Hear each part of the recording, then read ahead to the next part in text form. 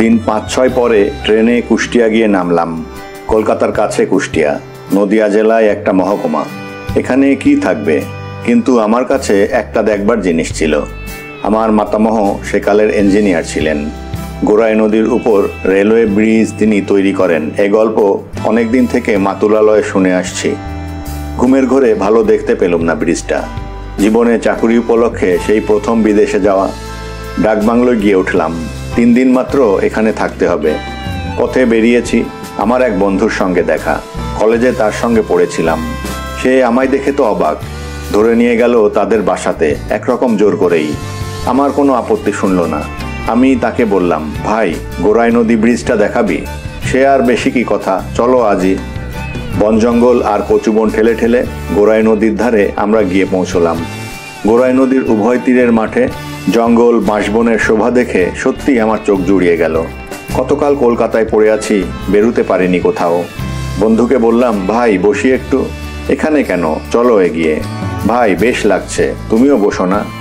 না, এসব কবিদের নিয়ে কোথাও বেরুনোই দেখছি দায়, বসো তবে। উঁচু পাড়ের নিচেই বর্ষার গোরাই নদী, সাদা সাদা একরকম ফুল ফুটে আছে জলের ধারে। গাছপালায় শ্যামলতার প্রাচুর্য দেখে মন যেন আনন্দে নেচে ওঠে। তখনকার দিনে আমার একটা বড় বাতিক ছিল, নতুন জায়গায় নতুন কি কি বনের গাছ জন্মায় তাই লক্ষ্য করা। গোরাই নদীর ধারের মাঠে ভালো করে লক্ষ্য করে দেখলাম, যশোর জেলাতেও যা, এখানেও প্রায় সেই গাছ, সেই শেওড়া, ভাঁট, কালকাসুন্দে, ওল, বনচালতে। বেশির মধ্যে এখানে দু একটা বেতের ঝোপ নদীর ধারে। আমাদের দেশে বেত গাছ চোখে পড়ে না। বেলা 9টার সময় গোরাই নদীর পুল দেখে বাড়ি ফিরে এলাম। আমার বন্ধু বলল, চলো, এখনকার এক কবির সঙ্গে তোমায় আলাপ করিয়ে দিই। ভদ্রলোকের নাম তারিণীচরণ বাবু বোধ হয়, আমার ঠিক মনে নেই। গোরাই নদীর ধারেই তার বাড়ি। বৃদ্ধ ভদ্রলোক, এমন অমায়িক স্বভাব লোক বেশি চোখে পড়ে না।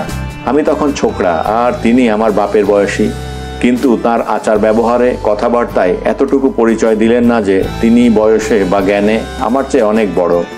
এই বৃদ্ধ ভদ্রলোকের মতো জ্ঞান পিপাসু লোক মফস্বলের ছোট শহরে কচিত দু একটি দেখা যায় কি না যায়।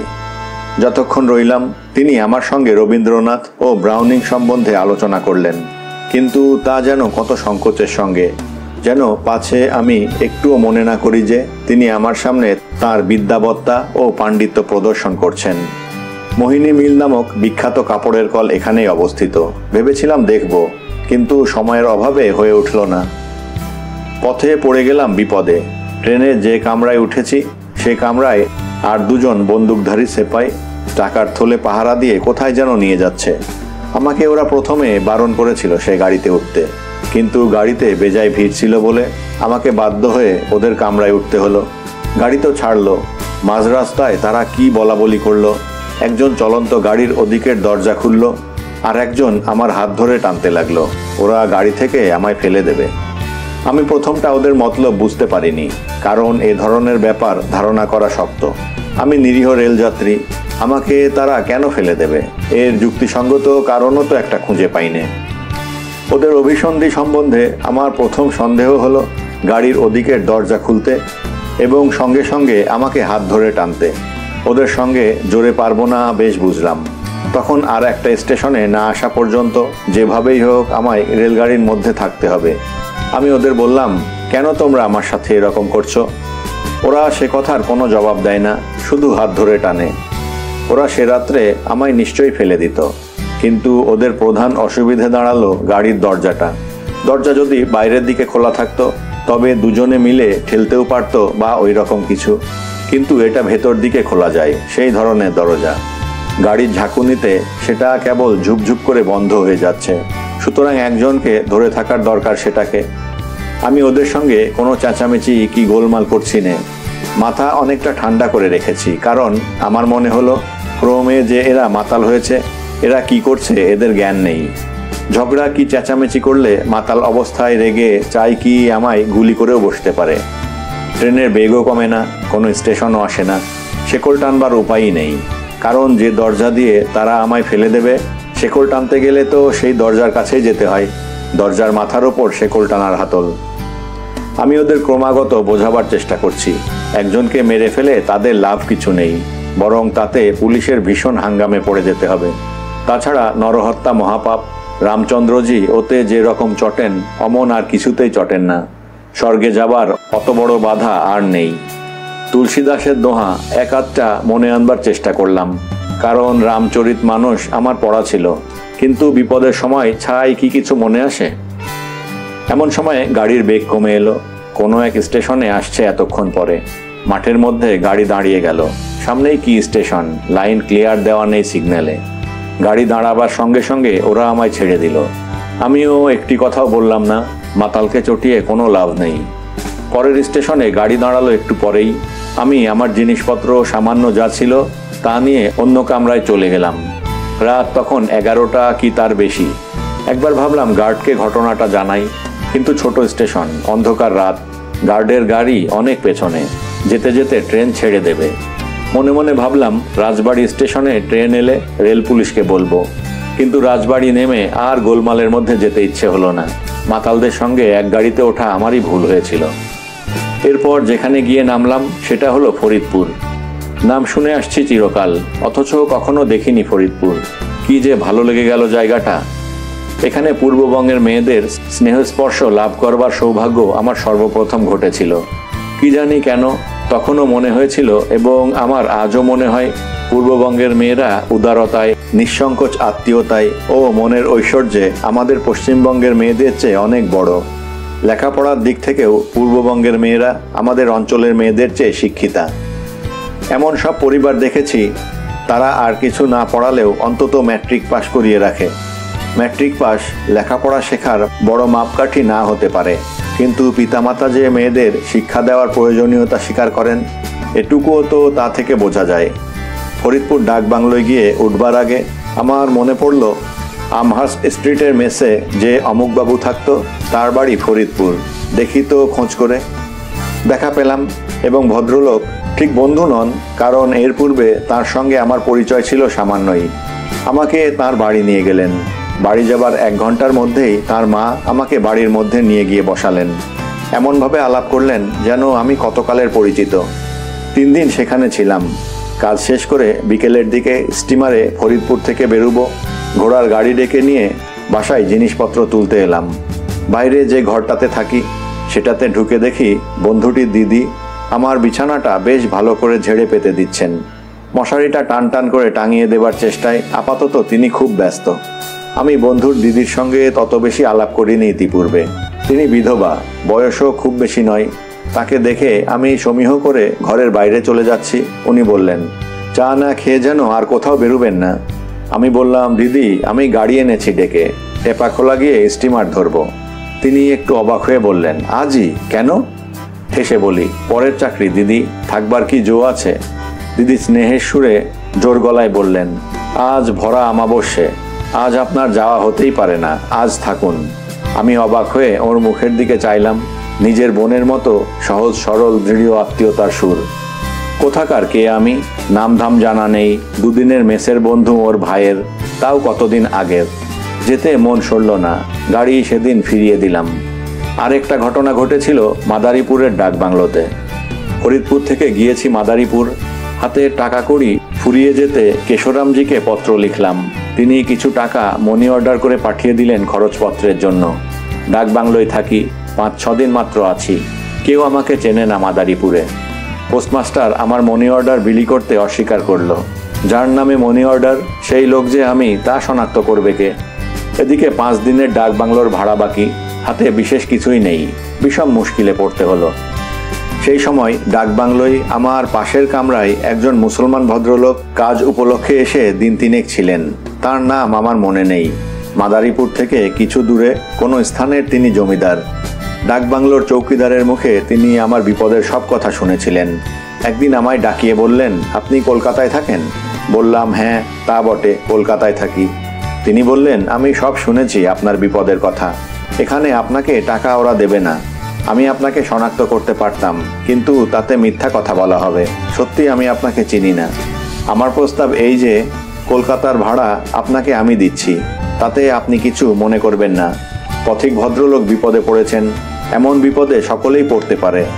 আপনি আপনাদের অফিস থেকে গিয়ে টাকা নিয়ে আসুন, আমার নাম ঠিকানা রাখুন। আমার টাকাটা আমায় সুবিধে মতো পাঠিয়ে দেবেন। তিনি আমার কলকাতার ভাড়া দিলেন, তাই নিয়ে আবার কলকাতায় ফিরি। কেশরামজি শুনে হাসতে হাসতে বললেন, তবেই আপনি আমাদের কাজ করেছেন, মানি অর্ডার ধরতে পারলেন না, তবে আপনি ফি ভারী কি টাকা নিতে কলকাতায় আসবেন নাকি? আমি বললাম, এবার থেকে নোট রেজিস্ট্রি খামে পাঠাবেন, নইলে বিদেশে এই রকমই কাণ্ড। মুসলমান ভদ্রলোকের ঠিকানাতে কেশরামজি অনেক ধন্যবাদ জানিয়ে নিজেই তাঁর টাকাটা পাঠিয়ে দিলেন। কতদিনের কথা, ভদ্রলোকের নাম পর্যন্ত মনে নেই, কিন্তু তার সে উপকার জীবনে কখনো ভুলব না। বিশেষ করে আজকাল হিন্দু মুসলমানের এই বিবাদের দিনে সে কথা বেশি করে আমার মনে পড়ে। বরিশালে গেলাম মাদারীপুর থেকে স্টিমারেই। আড়িয়াল খাঁ নদীর ওপর দিয়ে স্টিমার কিছু দূর গিয়ে পড়ে কালাবদর নদীতে, তারপর মেঘনার মুখ দিয়ে ঘুরে যায়। পূর্ববঙ্গের নদীপথের শোভা যারা দেখেছেন তাদের চোখের সামনে সেই সুন্দরী বন দিয়ে ঘেরা গ্রামগুলির ছবি আবার ভেসে উঠবে এ গাঁয়ের কথা উল্লেখ করলেই। আমি সেই একটিবার মাত্র ও পথে যাই, আর কখনো যাইনি, কিন্তু মনের পটে সে সৌন্দর্য আঁকা হয়ে গিয়েছে চিরকালের জন্য। কত রোমান্সের এরা স্বপ্ন জাগায়, কত নতুন সৃষ্টির সাহায্য করে। মানুষের অন্তরের বিচিত্র অনুভূতিরাজির সন্ধান যেন মেলে এদের শ্যামল পরিবেশের মধ্যে। যত অপরিচয় ততই স্ফূর্তি, ততই আনন্দ। দিনে রাতে সন্ধ্যায় জ্যোৎস্নায় এদের নিয়েই স্বপ্ন পসারির কত কারবার। তবে কথা এই, সন্ধ্যাবেলায় নৌকা ভিড়ল গ্রামের ঘাটে, বেশাতি করি কখন। কত ধান ক্ষেত, খেজুর গাছ, তারা ভরা রাত। সন্ধ্যায় গ্রামের বধূরা কলসি কাঁধে জল নিতে এসে গা ধুয়ে নিল। জলের আলপনা এঁকে চলে গেল বাড়ি ফিরে। কত কথা বলে এই মাঠঘাট, কতদিনের জনপদবধূদের চরণচিহ্ন আঁকা নদীর ঘাটের পথটি, বৃদ্ধ বকুল কি বটগাছ, আর এই সুপুরির শাড়ি। অদ্ভুত শোভা এই সুপুরি বাগানের। শুধু চোখ চেয়ে বসে থাকা স্টিমারের ডেকে, খাওয়া নয়, ঘুমানো নয়, শুধু জ্যোৎস্নালোকিত মুক্ত ডেকে বসে এক দৃষ্টিতে চেয়ে থাকা। আমার সঙ্গে এক ভদ্রলোকের স্টিমারে আলাপ হলো। তিনি আমায় পিড়াপিড়ি করতে লাগলেন তার বাড়িতে গিয়ে উঠতে হবে। বরিশালে স্টিমার লাগলো যখন, তখন তার অনুরোধ ক্রমে সক্রিয় হয়ে উঠল। তিনি আমার জিনিসপত্র তার কুলির মাথায় চাপিয়ে দিলেন। কাউনিয়াতে তার বাড়ি, বেশ বড় বাড়ি, জমিদার লোক, দেখেই বোঝা গেল। ভদ্রলোকের দাদা বাড়ি পৌঁছলে এসে আমার সঙ্গে আলাপ করলেন। বরিশালে দুজন লোক আমার বড় ভালো লেগেছিল, তার মধ্যে ইনি একজন। শুধু ভালো লেগেছিল বললে এর ঠিক বর্ণনা দেওয়া হলো না। ইনি একজন অদ্ভুত ধরনের লোক। পাড়াগাঁয়ের শহরে এমন একজন লোক দেখব এ আমি আশা করিনি। তার মস্তবাতিক শেক্সপিয়রের ভুলবার করা, এই নাকি তার জীবনের ব্রত। কি প্রগাঢ় পাণ্ডিত্য শেক্সপিয়রে, কি চমৎকার পড়াশোনা। কীর্তনখোলা নদীর ঝাউবনের ধারে সন্ধ্যাবেলায় বেড়াতে বেড়াতে তিনি রোমিও জুলিয়েট অনর্গল মুখস্থ বলে যেতে লাগলেন, এবং ওর মধ্যে কোন কোন স্থানে কি অসঙ্গতি তার চোখে লেগেছে সেগুলো ব্যাখ্যা করে গেলেন। কখনো রোমিও জুলিয়েট, কখনো হ্যামলেট, কখনো টেম্পেস্ট। এটা থেকে আবৃত্তি করেন, ওটা থেকে আবৃত্তি করেন। সে এক কাণ্ড আর কি। স্মৃতিশক্তি কি অদ্ভুত। কিন্তু খানিকটা শুনেই আমার মনে হলো শেক্সপিয়রের সৌন্দর্য উপভোগ করা এর উদ্দেশ্য নয়, এমনকি ভালো সমালোচনাও নয়। শেক্সপিয়রের খুঁতবার করে তিনি একখানা বইও লিখেছিলেন। আমায় একখানা উপহার দিলেন বরিশাল থেকে আসবার সময়। আমার আরও ভালো লাগতো এই ভদ্রলোকের অমায়িক ব্যবহার ও ভদ্রতা। আমার তখন বয়স 24-25-এর বেশি নয়, তার বয়স তখন অন্ততপক্ষে 55, কিন্তু আমার সঙ্গে অন্তরঙ্গ বন্ধু বা সতীর্থের মতোই কথাবার্তা বলতেন। দোতলার ঘরে আমায় নিয়ে একসঙ্গে খেতে না বসলে তার খাওয়াই হতো না। তিনি খুব হাসাতে পারতেন। সামান্য একটা কি কথার সূত্র ধরে এমন হাসির মশলা তা থেকে বার করতেন, আমার তো হাসতে হাসতে পেটে খিল ধরে যাবার উপক্রম হতো। আমার মনে আছে একদিন কে তাকে বলল আমার সামনেই, ভেরিওরাম শেক্সপিয়রের নোটগুলো দেখেছেন? ভদ্রলোক দুটি আঙ্গুল নিজের দিকে দেখিয়ে বলতে লাগলেন, আরে ভেরিওরাম লাগবো না, বরিশালের ইডিয়ম। আত্মারাম আছেন, আত্মারাম। আমি তো হেসে গড়িয়ে পড়ি আর কি বলবার ভঙ্গি, আর কি হাত নাড়ার কায়দা। বড় শ্রদ্ধা হয়েছিল এই লোকটির ওপর আমার। এমন নির্বিরোধ, নিস্পৃহ, সদানন্দ, জ্ঞান তপস্বী চোখে বড় একটা তখনও পর্যন্ত দেখিনি। বইয়েতে টাইপ হিসেবে অবশ্যই অনেক পড়েছিলাম। আমার বেশ মনে হয় আজও পর্যন্ত সে ধরনের মানুষ আর দ্বিতীয়টি চোখে পড়েনি। প্রায় বিকেলবেলা আমায় নিয়ে তার বেড়াতে যাওয়া চাই। কোনোদিন কলেজের দিকে, কোনোদিন নদীর দিকে। বরিশাল শহরে আমি নতুন গিয়েছি, আমাকে জায়গা দেখিয়ে নিয়ে বেড়াতেন তিনি। আর মুখে মুখে চলতো শেক্সপিয়ারের শ্রাদ্ধ। শেক্সপিয়ার ভুলে ভরা, পাতায় পাতায় ভুল। এতদিন সমালোচকদের চোখে ধুলো দিয়ে লোকটা মহাকবি সেজে বেড়াচ্ছিল, কিন্তু আর চলবে না। শেক্সপিয়ারের জারিজুরি সব বেরিয়ে গিয়েছে, মিথ্যে কদিন টেকে। আমার খুব ভালো লাগতো এই সদানন্দ বৃদ্ধের সঙ্গ। শেক্সপিয়ারের ভ্রম প্রমাদ সম্বন্ধে তার অত ব্যাখ্যা সহ বক্তৃতা সত্ত্বেও আমি কিন্তু মনে মনে বিশ্বাস করতাম না তার কথা।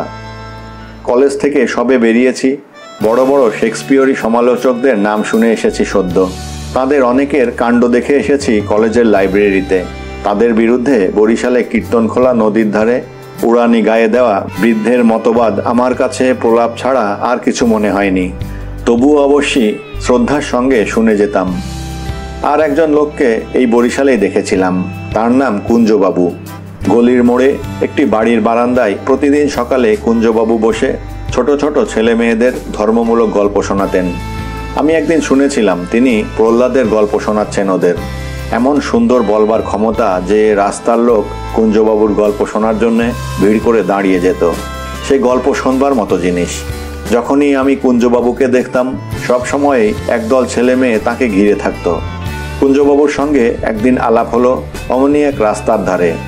আমি তাকে বললাম, আপনার নাম আমি শুনেছি, বড় ভালো লাগে আপনার গল্প। কুঞ্জবাবু দেখলাম লজ্জিত হয়ে পড়লেন। আমার পরিচয় জিজ্ঞেস করতে আমি বললাম, কলকাতা থেকে অফিসের কাজে এসেছি, আবার 2-4 দিন পর চলে যাব। এখন আছেন কোথায়? কাউনিয়াতে আছি, এক বন্ধুর বাড়িতে। আমায় সঙ্গে করে তিনি একটি নিচু গাছের গোলপাতার ঘরে নিয়ে গেলেন। আমি ঠিক জানি না সেই ঘরটাতে তিনি সব সময় থাকতেন কিংবা তার আলাদা কোথাও বাসা ছিল। ঘরের মধ্যে বসিয়ে তিনি আমার প্রশ্নের উত্তরে অনেক ভক্তিমূলক কথাবার্তা কইলেন।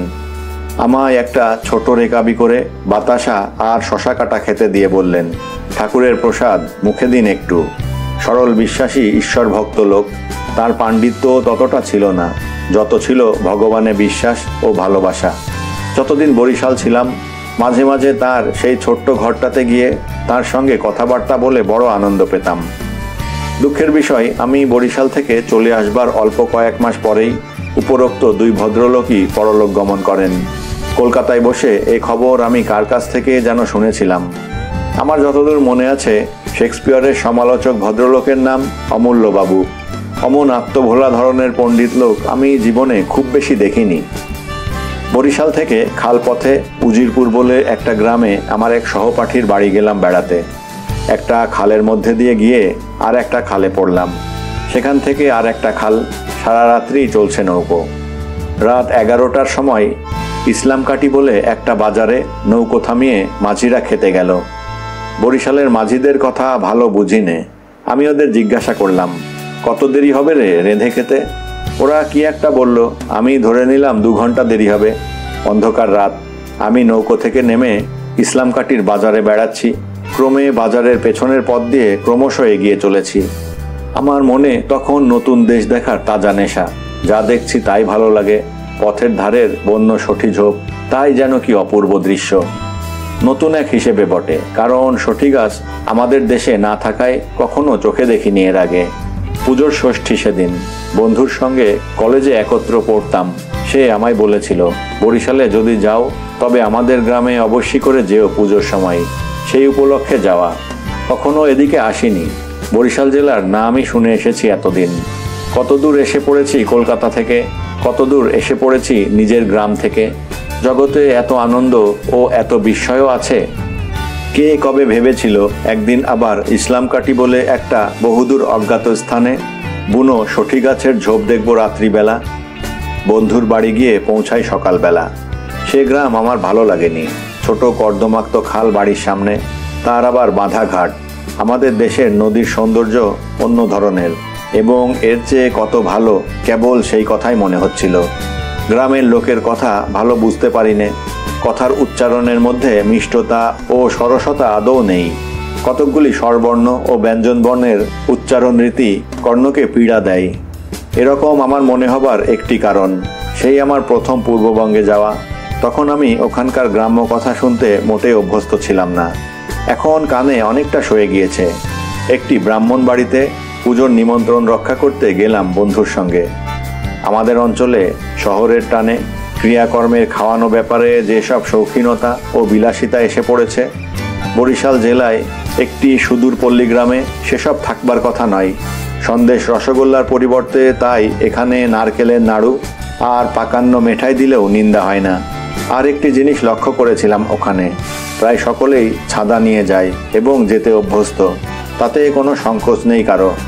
প্রায় প্রত্যেকেই বসে যে পরিমাণ খেলো সেই পরিমাণ মিঠাই নাড়ু গামছায় কি চাদরে বেঁধে নিয়ে এলো। আমাদের দেশে এ প্রথা আগে যথেষ্ট প্রচলিত ছিল, এখন আর কেউ ছাদা বাঁধে না। শহরের টানে এ প্রথা একেবারে উঠে গিয়েছে। পূর্ণিমার রাত্রে আবার খালপথে ওখান থেকে এলাম বরিশালে। সারা রাত্রি জ্যোৎস্নালোকিত মাঠ, তারা আর সঠির বনের শোভা দেখতে দেখতে ফিরলাম। ঝালকাঠি বলে একটা বড় গঞ্জ আছে বরিশাল জেলার মধ্যে। এখান থেকে একটা স্টিমার ফ্রেজারগঞ্জ পর্যন্ত যায় সুন্দরবনের মধ্যে দিয়ে। আমার যাওয়ার কথা ছিল মরেলগঞ্জ। অনেকে বলল ওখানে সুন্দরবনের অনেকখানি দেখা যাবে। ঝালকাঠিতে এলাম সেই উদ্দেশ্যে। বরিশাল অঞ্চলে এমন জায়গাকে বলে বন্দর। বাংলাদেশের গৃহ স্থাপত্য কোনো কালেই ভালো নয় বলে আমার ধারণা। আজকাল কলকাতা বা ছোট বড় শহরে আধুনিক গৃহ স্থাপত্যের যে নিদর্শন দেখা যায়, তাদের ছাঁচ এদেশই নয়, সকলেই জানেন। ঝালকাঠিতে এসে এখানকার বাড়িঘর দেখে মন এমন দমে গেল, এতটুকু সৌন্দর্যবোধ থাকলে কেউ এ ধরনের বাড়ি করে না। এত বড় গঞ্জ, কিন্তু এখানে প্রায় সব বাড়ি করগের টিনের। কি ব্যবসা বাণিজ্যের গুদামঘর, কি গৃহস্থ বাড়ি। ফলে দোকান, গুদাম ও ভদ্রাসন বাড়ির একই মূর্তি। তারপর অবশ্য লক্ষ্য করেছি পূর্ববঙ্গের প্রায় সর্বত্রই এই টিনের ছাউনির চলন হয়েছে আজকাল। খড়ের ঘরের যে শান্ত শ্রী আছে, টিনের ঘরের তা নেই। বরং টিনের চেয়ে লাল টালির ঘরও অনেক ভালো দেখতে। ঝালকাঠিতে বেশ অবস্থাপন্ন গৃহস্থের বাড়িও দেখেছি টিনের ছাউনি। বাড়ির সামনে একটু আধটু ফুলের বাগান কি সুদৃশ্য দু একটা গাছপালাও কেউ শখ করে করেনি। টিনের ঘরের পাশে তা থাকলেও অন্তত বাড়ির কর্কশ রুক্ষতা একটু দূর হয়। কিন্তু ফুলের বালাই নেই কোনো বাড়িতে। এক জায়গায় কেবল আছে দেখেছিলাম, তাও কলকাতার টানে। নদীর ধারে ভূকৈলাসের জমিদারের প্রকাণ্ড কাছারি বাড়ি আছে। খুব বড় বড় থামওয়ালা সেনেট হাউজের মতো চওড়া ধাপওয়ালা বাড়ি। এই টিনের ঘরের রাজ্যে এ বাড়িখানা দেখলে চোখ জুড়িয়ে যায়। ঝালকাঠি আমার ভালো লেগেছিল অন্য দিক থেকে। আমাদের গ্রামে নেপাল মাঝি বলে একজন লোক ছিল আমার ছেলেবেলার। সে অত্যন্ত সামান্য অবস্থা থেকে ব্যবসা করে হাতে বিলক্ষণ 2 পয়সা করেছিল। তার মুখে ঝালকাঠির কথা খুব শুনতাম। নেপাল মাঝি একবার ঝালকাঠি বন্দরে নৌকা লাগিয়েছিল। তখন সে অপরের নৌকাতে মাঝিগিরি করত। সে সময় বন্দরে আগুন লাগে।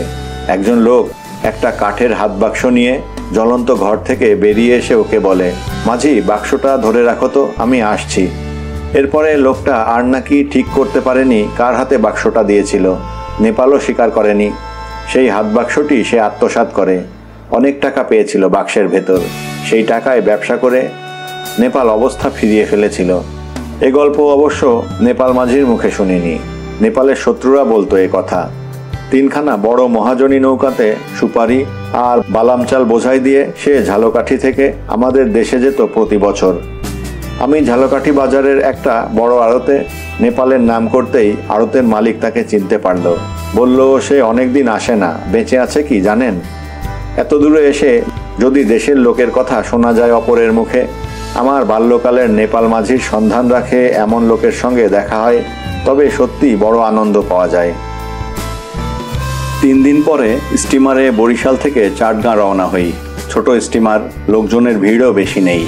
ডেক চেয়ার পেতে সামনের ডেকে বসে দূরে তীররেখা ও ঘোলা জল দেখে সারাদিন কোথা দিয়ে কেটে। ভোলা বলে বরিশালের একটা বন্দরে স্টিমার লাগলো পরের দিন সকালে। এই ভোলার নামও করত আমাদের গ্রামের নেপাল মাঝি। কি দুঃসাহসিক লোকই ছিল।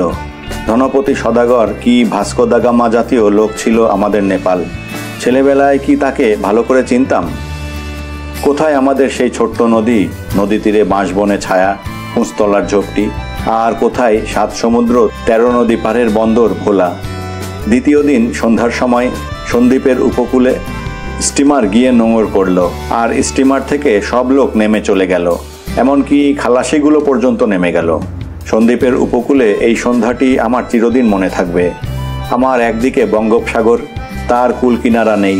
আসলে যদিও এটা সন্দ্বীপের খাঁড়ি, ঠিক বহিঃসমুদ্র নয়, কিন্তু দৃষ্টি যখন কোথাও বাঁধে না, তখন আমার অভিজ্ঞতার মধ্যে সমুদ্রের যে রূপ ফুটে উঠেছে, তার সঙ্গে কি বঙ্গোপসাগর কি ভারত মহাসমুদ্র কারো কোনো তফাতই নেই। অদূরের তীরভূমি অপূর্ব সুন্দর, তাল আর নারকেল সুপুরির বনে ঘন সবুজ। সন্ধ্যায় সবাই যখন নেমে গেল, আমি স্টিমারে একেবারে একা চেয়ে চেয়ে দেখতে লাগলাম শেষ বিকেলের ক্রমবিলীয়মান রৌদ্র পিঠ থেকে স্বর্ণাভ ক্রমে রাঙা হয়ে কিভাবে তালিবন রেখার শীর্ষে উঠে গেল। আকাশ কিভাবে পাটকিলে, তারপর ধূসর, ক্রমে অন্ধকার হয়ে এলো। অনেকদিন আগের সেই সন্ধ্যার যে সব কথা আমার মনে এসেছিল, তা আমার আজও মন থেকে মুছে যায়নি। সন্দ্বীপের সমুদ্র উপকূলের বহু বর্ষ আগেকার সেই সন্ধ্যাটির ছবি মনে এলে কথাগুলোও কেমন যেন মনে পড়ে যায়। পরদিন খুব ভোরে স্টিমার ছাড়ল। চট্টগ্রামের যাত্রীদল শেষ রাত্রে ডিঙি করে এসে স্টিমারে উঠল। তাদের হৈ হৈ আর গোলমালে ঘুম ভেঙে গেল। ডেকে ভিড় জমে গেল খুব। তার উপর বস্তা বস্তা শুঁটকি মাছ এসে জুটল। বাতাস ভারাক্রান্ত হয়ে উঠল মাছের দুর্গন্ধে।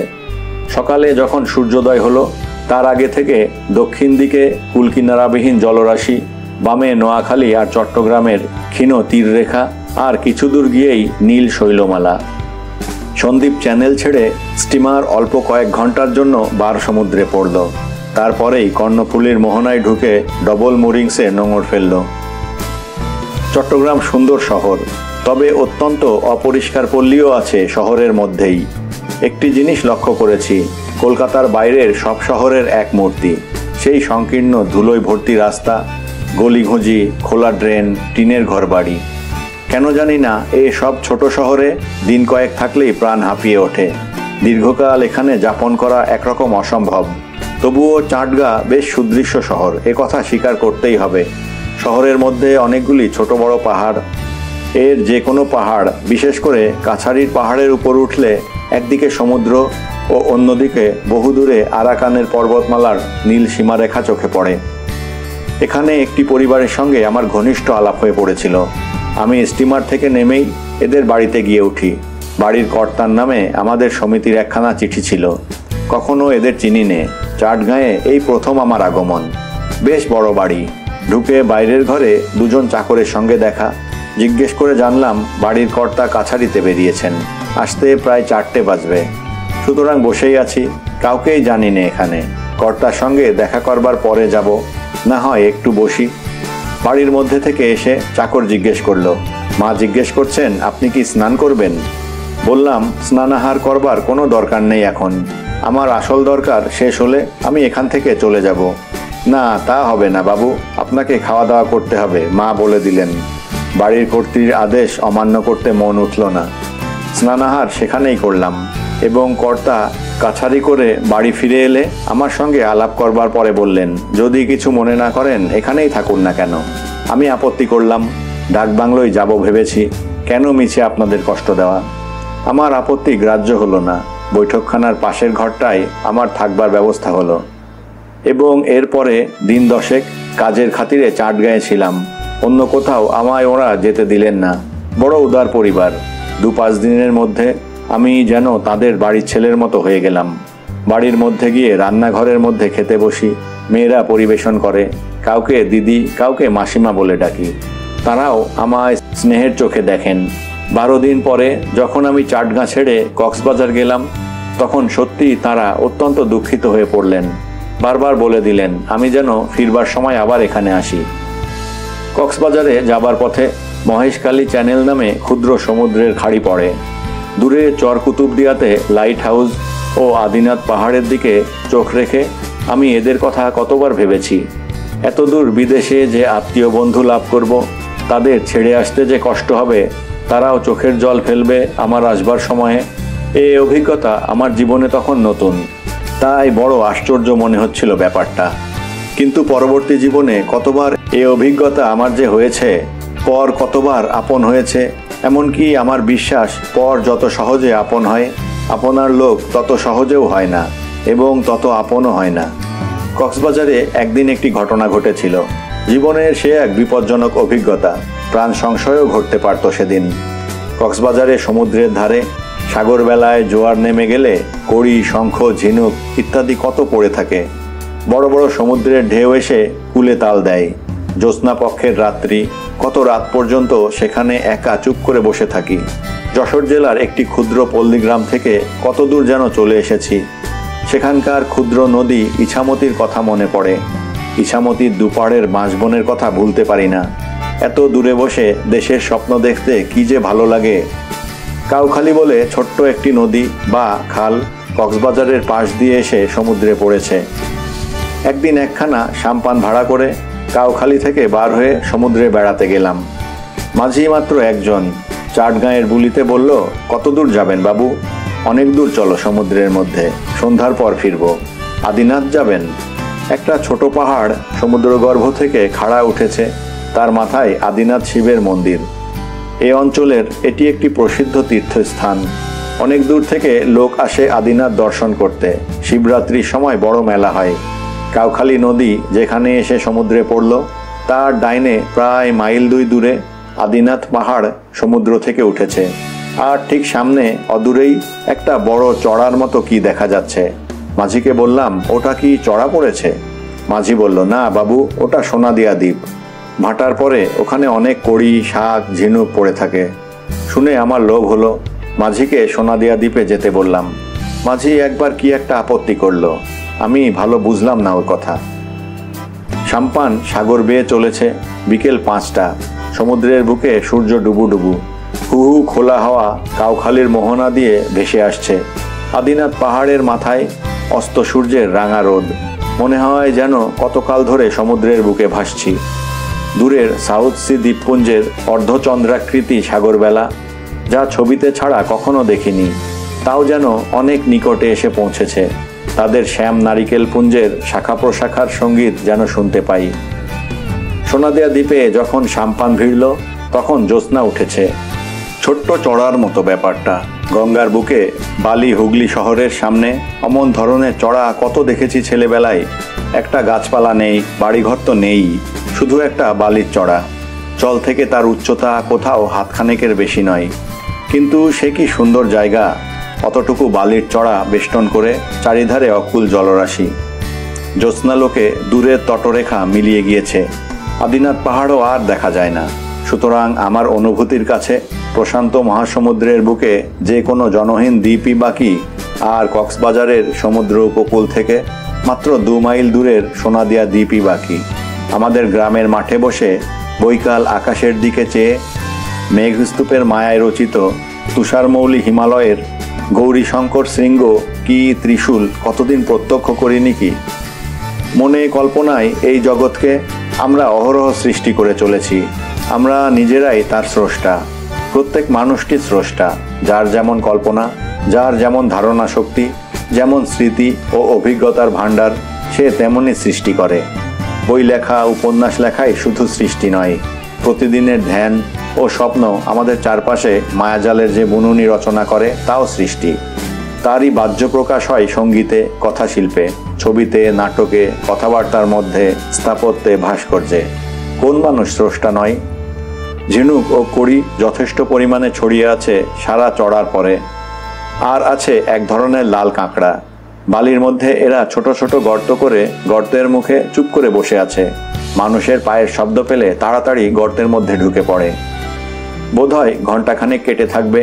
এমন সময় সাম্পানের মাঝি বলল, বাবু, শিগগির নৌকোয় উঠে বসুন, জোয়ার আসছে। ওর গলায় ভয়ের সুর। বিস্মিত হয়ে বললাম, কেন, কি হয়েছে? মাঝি বলল, সোনাদিয়া দ্বীপ জোয়ারের সময় ডুবে যায়। সাঁতার জানলেও অনেকে ডুবে মরেছে। একটু তাড়াতাড়ি করুন কর্তা। বলে কি, শেষকালে বেঘরে ডুবে মরতে রাজি নই। একটু বেশি তাড়াতাড়ি করেই সাম্পানে উঠলাম। বড় বড় ঢেউ এসে সোনাদিয়ার চড়ায় আছাড় খেয়ে পড়তে লাগলো। তার আগেই আমরা চড়া থেকে দূরে চলে এসেছি। কিন্তু যে ঘটনার কথা বলতে যাচ্ছি, সেটা ঘটলো এর ঠিক পরেই। জোয়ারে ডুবে মরবার সম্ভাবনার চেয়ে সেটা কম বিপজ্জনক নয়। খানিক দূর এসে সমুদ্রের মধ্যে কুয়াশা নামলো। কোনো দিক দেখা যায় না। বঙ্কিমচন্দ্রের কপালকুণ্ডলার কুয়াশার বর্ণনা মনে পড়ল।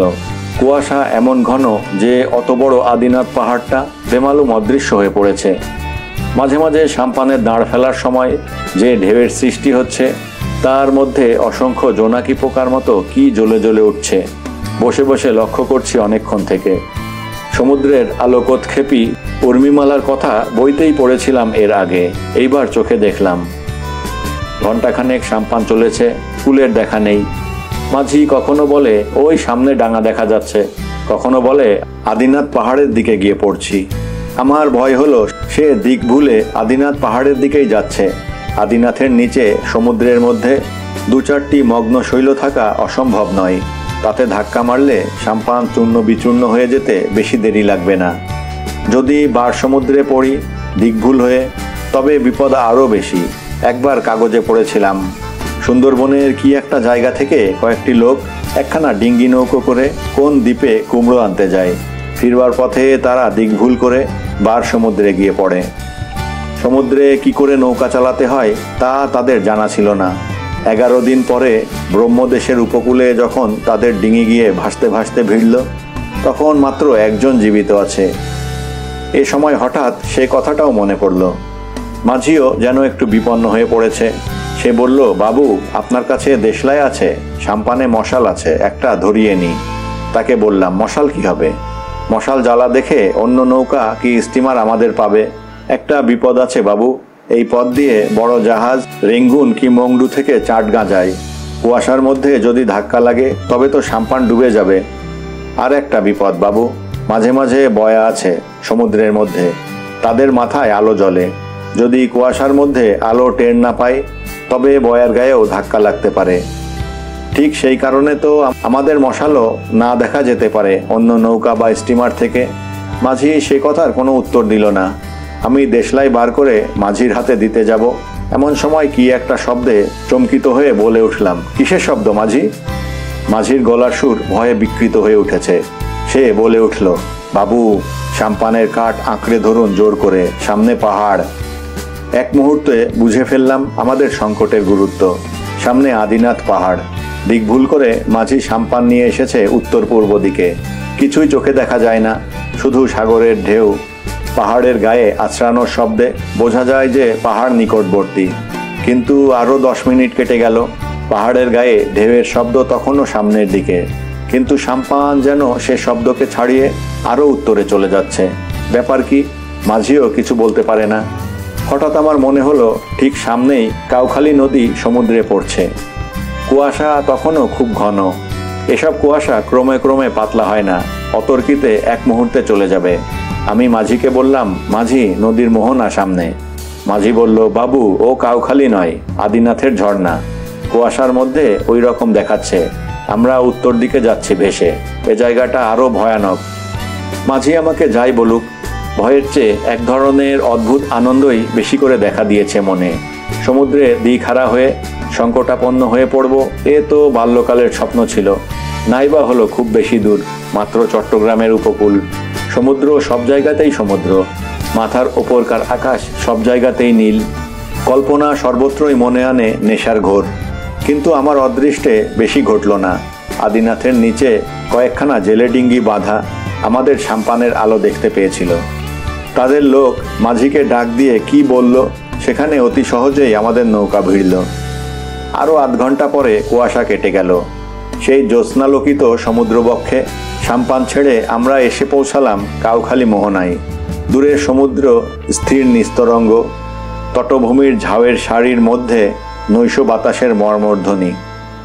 বড় বড় ঢেউ যখন এসে ডাঙায় আছড়ে পড়ছে, তখন তাদের মাথায় যেন অসংখ্য জোনাকি জ্বলছে।